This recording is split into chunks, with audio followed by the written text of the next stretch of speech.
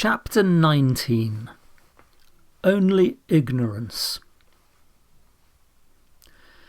I do not know how long I was ill. Mr. Bond, the horse doctor, came every day. One day he bled me. John held a pail for the blood. I felt very faint after it and thought I should die, and I believe they all thought so too. Ginger and Merrylegs had been moved into the other stable so that I might be quiet, for the fever made me very quick of hearing. Any little noise seemed quite loud, and I could tell every one's footstep going to and from the house. I knew all that was going on. One night, John had to give me a draught. Thomas Green came in to help him. After I had taken it, and John had made me as comfortable as he could, he said he should stay half an hour to see how the medicine settled. Thomas said he would stay with him. So they went and sat down on a bench that had been brought into Merrylegs' stall, and put down the lantern at their feet, that I might not be disturbed with the light. For a while, both men sat silent. Then Tom Green said in a low voice, "I wish, John, you'd say a bit of a kind word to Joe. The boy is quite heartbroken. He can't eat his meals, and he can't smile. He says he knows it was all his fault, though he is sure he did the best he knew, and he says if Beauty dies, no one will ever speak to him again. It goes to my heart to hear him. I think you might give him just a word. He's not a bad boy." After a short pause, John said slowly, "You must not be too hard upon me, Tom. I know he meant no harm. I never said he did. I know he is not a bad boy. But you see, I am sore myself.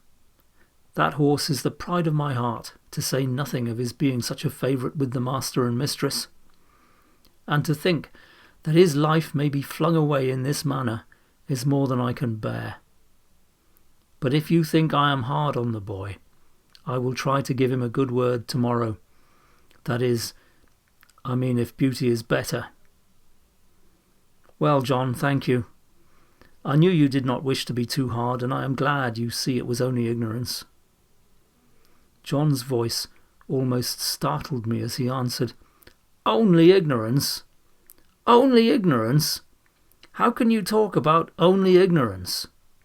Don't you know that it is the worst thing in the world, next to wickedness, and which does the mischief heaven only knows? If people can say, 'Oh, I did not know, I did not mean any harm,' they think it is all right. I suppose Martha Mulwash did not mean to kill that baby when she dosed it with Dalby and soothing syrups, but she did kill it, and was tried for manslaughter." "And serve her right too," said Tom. "A woman should not undertake to nurse a tender little child without knowing what is good and what is bad for it." "Bill Starkey," continued John, "did not mean to frighten his brother into fits when he dressed up like a ghost and ran after him in the moonlight, but he did. And that bright, handsome little fellow that might have been the pride of any mother's heart is just no better than an idiot, and never will be if he live to be 80 years old. You were a good deal cut up yourself, Tom, 2 weeks ago when those young ladies left your hothouse door open, with a frosty east wind blowing right in. You said it killed a good many of your plants." "A good many," said Tom.